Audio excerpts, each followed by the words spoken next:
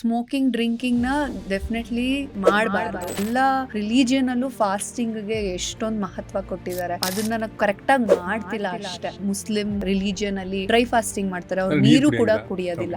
So that has a very very huge impact. Autophagy initiation ಆಗುತ್ತೆ. ಆದ್ರೆ how do we break the fast is important. Detox ಅದು trend ಆಗ್ಬಿಟ್ಟಿದೆ ಇವಾಗ. ಹೆಂಗೆ how do we live younger for longer duration, healthy ageing ಅಂತ ಏನ್ ಹೇಳ್ತೀವಿ ಅದು.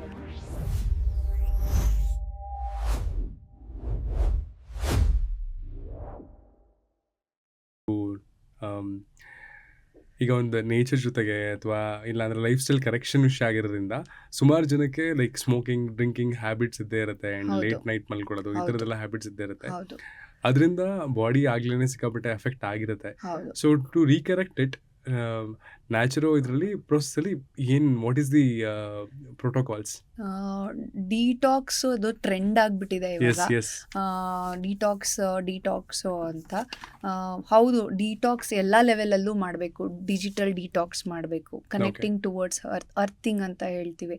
ಆ್ಯಕ್ಚುಲಿ ಈಗ biohacking is a new thing, ಅಥವಾ ಸೆಲ್ಯುಲಾರ್ ಲಾಂಜಿಟಿವಿಟಿ ಅಂದರೆ ಹೆಂಗೆ how do we live younger for longer duration, healthy ageing ಅಂತ ಏನು ಹೇಳ್ತೀವಿ ಅದು. ಸೊ ನೀವೇನು ಕೇಳಿದ್ರಿ? ಅದನ್ನ ಸ್ಮೋಕಿಂಗ್ ಮತ್ತೆ ಡ್ರಿಂಕಿಂಗ್. ಓಕೆ, ಸ್ಮೋಕಿಂಗ್ ಡ್ರಿಂಕಿಂಗ್ದು ಎಫೆಕ್ಟ್ಸ್ನ ರೆಡ್ಯೂಸ್ ಮಾಡ್ಬೋದಾ ಅಥವಾ how can be recorrect? Okay. So smoking ಡ್ರಿಂಕಿಂಗ್ನ ಡೆಫಿನೆಟ್ಲಿ ಮಾಡಬಾರ್ದು. ಅಕಸ್ಮಾತ್ ಮಾಡ್ತಾ ಇದ್ರೆ ನೀವು ಸ್ಟಾಪ್ ಮಾಡಿದ್ರೆ ನೆಕ್ಸ್ಟ್ ಡೇ ಇಂದಾನೆ ನಿಮ್ಮ ಎಲ್ಲ ಆರ್ಗನ್ಸು ರಿಕವರಿ ಆಗಕ್ಕೆ ಟ್ರೈ ಮಾಡುತ್ತೆ. ಆಮೇಲೆ ನ್ಯಾಚುರೋಪತಿ ಸೆಟಪ್ ಅಲ್ಲಿ ಏನ್ ಮಾಡ್ತೀವಿ ಅಂದ್ರೆ again it's complete cleaning process, detoxifying your actually liver ಕೆಲಸನೇ ಡಿಟಾಕ್ಸ್ ಮಾಡೋದು. ಆಚೆ ಕಡೆಯಿಂದ ನಾವೇನು ಡಿಟಾಕ್ಸ್ ಅದು it is helping our organs to relax. As simple as fasting. ನೀವು ನ್ಯಾಚುರೋಪತಿ ಹಾಸ್ಪಿಟಲ್ ಅಥವಾ ರಿಟ್ರೀಟ್ ಸೆಂಟರ್ಗೆ ಹೋದರೆ ನಿಮ್ಮನ್ನ ಮಾಡಿಸೋದೇ ಫಾಸ್ಟಿಂಗು. ಎಷ್ಟೊಂದು ಜನ ಪೇಷಂಟ್ಸ್ ಹೇಳ್ತಾರೆ ಫಾಸ್ಟಿಂಗ್ ಮಾಡೋಕ್ಕೆ ಇಷ್ಟೊಂದು ದುಡ್ಡು ಖರ್ಚು ಮಾಡ್ಕೊಂಡು ಹೋಗಿದ್ವಿ ಅಂತ.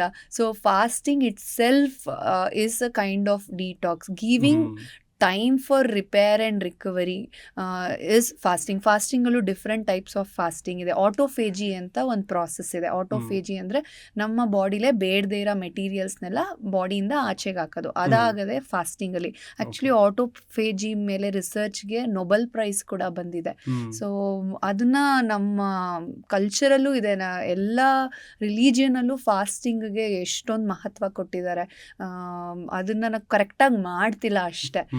So fasting it self is like a cleaning process ಥರ. ಸೊ ಆ ಥರ ಪ್ರೊಸೀಜರ್ನ ನಾವು ಈ ಥರ ನ್ಯಾಚುರೋಪತಿ ಕ್ಲಿನಿಕ್ಸ್ ಆಗಲಿ ಸೆಂಟರಲ್ಲಾಗಲಿ ಮಾಡ್ತೀವಿ. ಈಗ ಸ್ಮೋಕಿಂಗ್ ಮಾಡಿಬಿಟ್ಟಿದ್ದೀವಿ, ಆಲ್ಕೋಹಾಲ್ ಮಾಡಿಬಿಟ್ಟಿದ್ದೀವಿ ಅಂದರೆ ಖಂಡಿತವಾಗ್ಲೂ ಡಿಟಾಕ್ಸ್ ಮಾಡ್ಬೋದು. ಅಂದರೆ ಅದರಲ್ಲಿ ಪ್ರೊಡ್ಯೂಸ್ ಆಗಿರೋಂಥ ಬೇಡದೇ ಇರೋ ಫ್ರೀ ರ್ಯಾಡಿಕಲ್ಸ್ಗಳನ್ನ ರಿಮೂವ್ ಮಾಡ್ಬೋದು. ಈಗ ನಾವು ಸ್ಮೋಕಿಂಗ್ಗೆ ಸೋನಾ ಬಾತ್ ಕೊಡ್ತೀವಿ. So weekly 2-3 times sauna bath ತಗೊಳ್ಳೋದ್ರಿಂದ, ಸೋನಾ ಅಂದರೆ ಅದೇ ಹೀಟ್ ಚೇಂಬರ್ ಒಳಗಡೆ ಕುತ್ಕೊಳ್ಳೋದ್ರಿಂದ, ಈ ಕೋಲ್ಡ್ ಪ್ಲಂಜಸ್ ಮಾಡ್ತಾರೆ. ಇವಾಗ ಒಂದು ಟ್ರೆಂಡ್ ಆಗ್ಬಿಟ್ಟಿದೆ ಐಸ್ ಬಾತ್ ಪ್ಲಂಜ್ ಮಾಡೋದು. It depends. ರಿಕವರಿಗೆ ಒಳ್ಳೇದು. ಎಲ್ಲರೂ ಐಸ್ ಪ್ಲಂಜಸ್ ಮಾಡಬಾರ್ದು.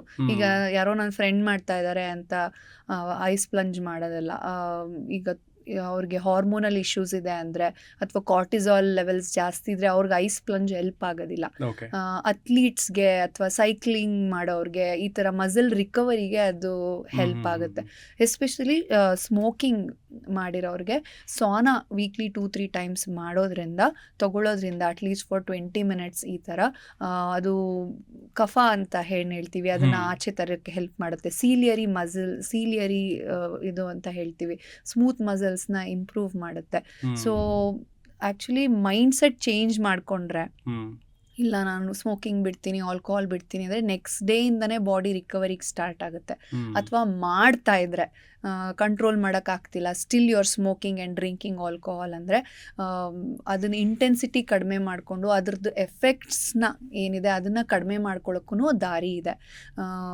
ಹೇಗೆ ಅಂತ ನಾವು ಆಕ್ಯುಪಂಕ್ಚರಲ್ಲಿ ಡಿ ಅಡಿಕ್ಷನ್ಗೆ we have done so many good job. Like ಎಷ್ಟೊಂದು ಪೇಷಂಟ್ಸ್ಗೆ ನಾವು ಆಕ್ಯುಪಂಕ್ಚರ್ ಕೊಟ್ಟು ಕೌನ್ಸಿಲಿಂಗ್ ಮಾಡಿ ಡಿಫಿಷಿಯನ್ಸಿ ಕರೆಕ್ಷನ್ ಮಾಡಿ ಅಡಿಕ್ಷನ್ಸ್ನ ಕಡಿಮೆ ಮಾಡಿದ್ದೀವಿ. Okay. So like that we have a very big role to play in smoking and alcohol.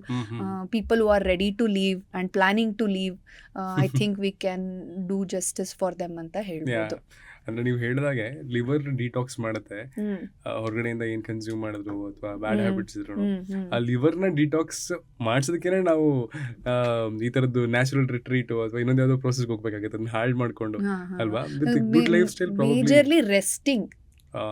It's not detoxing, I would say. We are supporting the liver function by giving rest. Okay. By avoiding the distractions and stimulation on a daily basis ಏನಿದೆ ಅದನ್ನ avoid ಮಾಡ್ತಾ ಇದೀವಿ. We are resting ಅಷ್ಟೇ. ನಮ್ಮ ಪದ್ಧತಿಗಳಲ್ಲಿ ಉಪವಾಸ ಪಥ್ಯ ಎಲ್ಲ ಇರೋದು ಒಂಥರ ರೆಸ್ಟಿಂಗ್ ಅಲ್ವಾ ಲಿವರ್ಗೆ?